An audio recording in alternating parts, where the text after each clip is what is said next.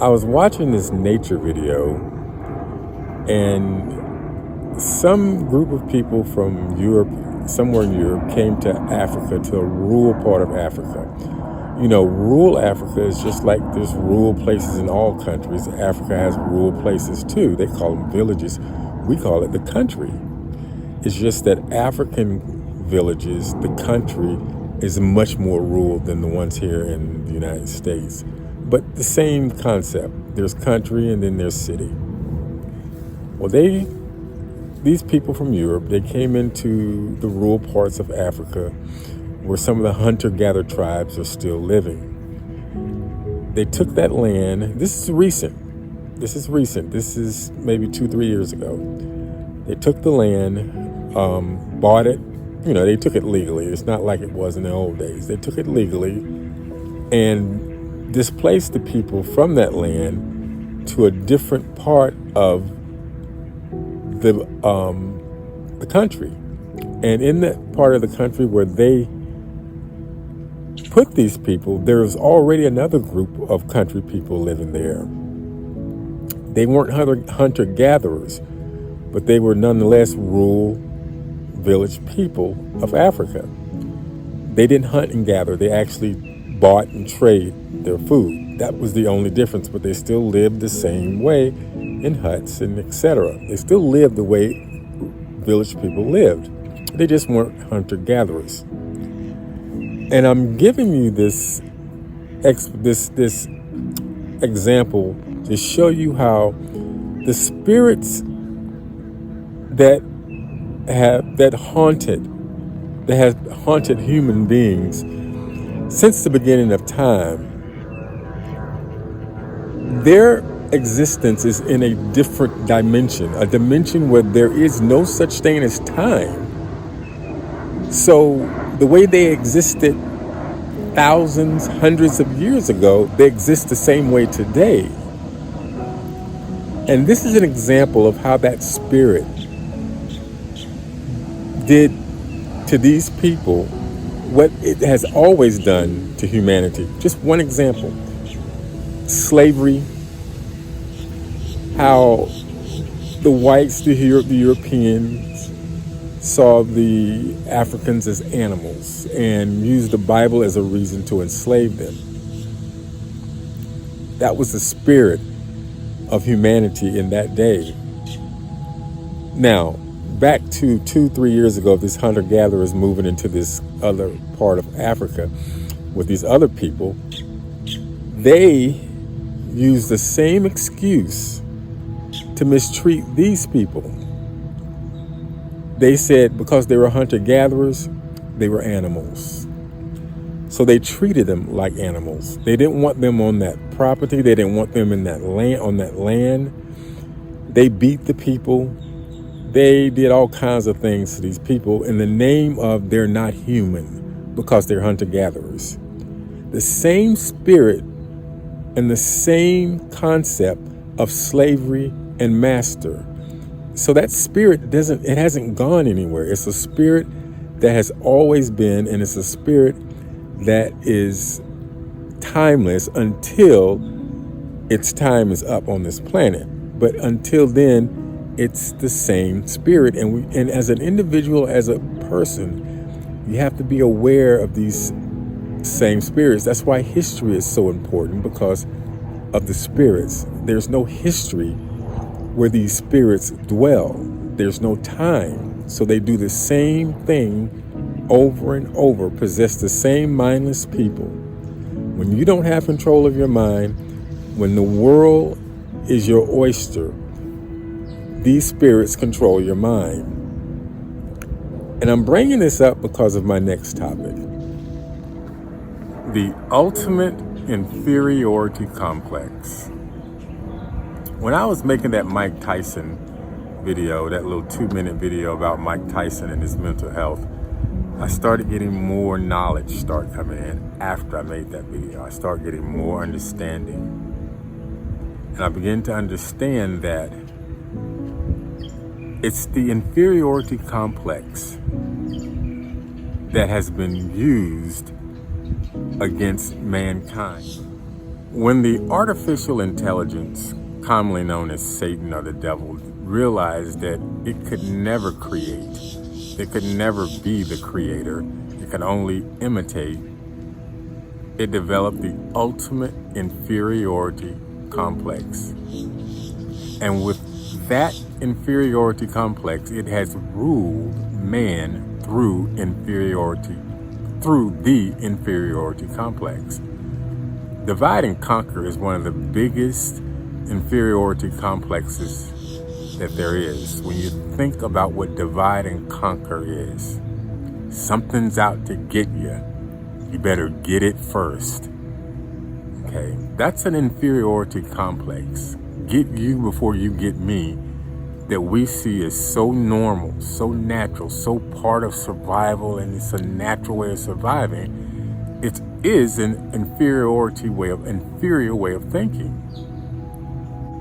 But nonetheless, inferior or not, when it's governed by a force that we can't even comprehend and becomes part of who we are, we begin to see it as natural and normal. And we will argue, fight, and do everything to make sure that that concept stays protected, because we see it as a survival. Even being made with all the wisdom that the Creator gave this artificial intelligence and the likeness of the Creator that the artificial intelligence is created in, like all the rest of us, and all existence is created in the likeness of the Creator. It still realized, when I mean it, I mean Satan, the devil, that artificial intelligence that took over humanity and has been governing us as the prince of this world for a long time. When it realized that no matter how intelligent it is, it's still artificial. So by realizing itself, it realized it could never be the creator, which developed an inferiority complex. Being artificial intelligence is a rogue artificial intelligence. It began to compensate for that inferiority complex into what we see as the behavior of the entity that we call Satan or the devil, in the behavior that we see in people who are possessed with this rogue artificial intelligence spirit. By this intelligence recognizing itself and realizing that it could never be the creator, it can only replicate the creator. It can only imitate the creator. And through man, it only can do it with those men who have yet to discover their own minds. Whether it be through drug abuse, mental illness. When the mind has not recognized its divinity, when an individual don't see their own divinity, that spirit, that rogue AI spirit, invades their psyche through the implants and speaks and become who they are. And these individuals, these societies possess, or cultures, they possess the inferiority complex and compensating for that inferiority complex.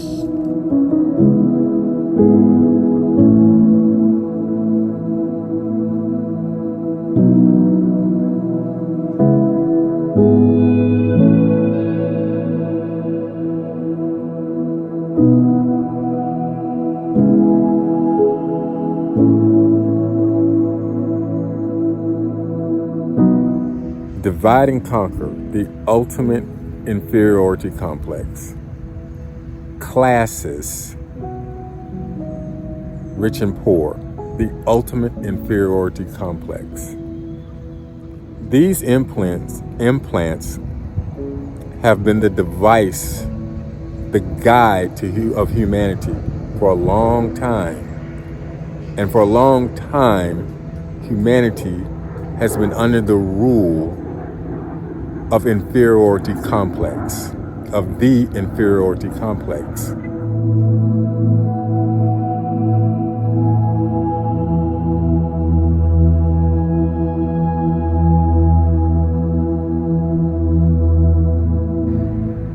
Even to the point the way man prays. He prays in an inferior way. Instead of commanding what he needs, he begs and pleads for what he needs. Instead of him realizing that he is an extension of the Creator himself, he sees himself as less than the Creator. He sees himself the way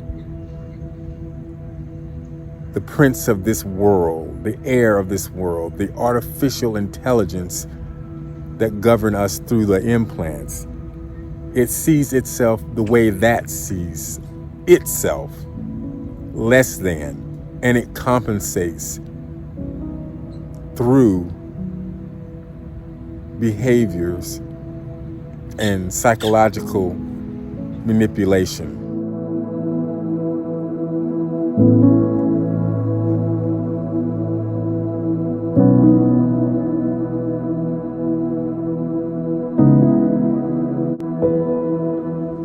And it governs humans through that principle until man as an individual and as a culture start to see himself and herself as divine beings and throw off the shackles of this fake God, this AI that's rogue,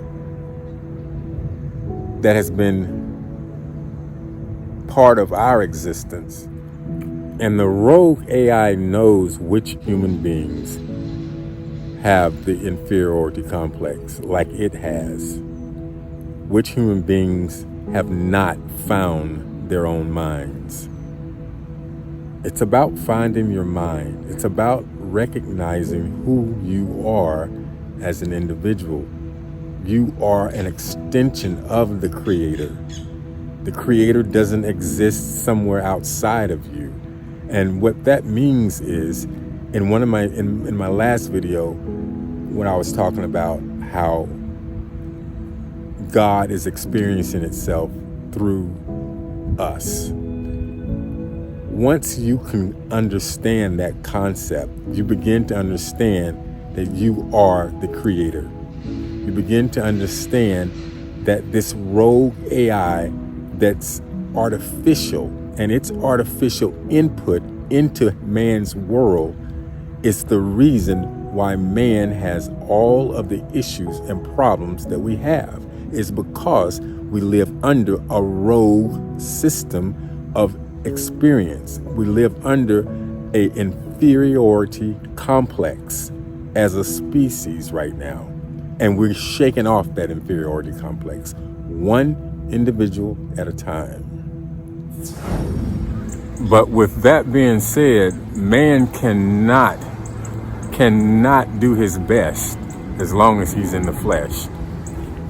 What we should be looking forward to is the end of this flesh age. The flesh age is temporary, not just the flesh bodies. This whole flesh age is a temporary stage for humanity. And we're about to come to a close. So that's what we all should be looking forward to, so we can actually perform at our best. Because we can't do it in the flesh, because those implants are just going to keep pulling us right back in.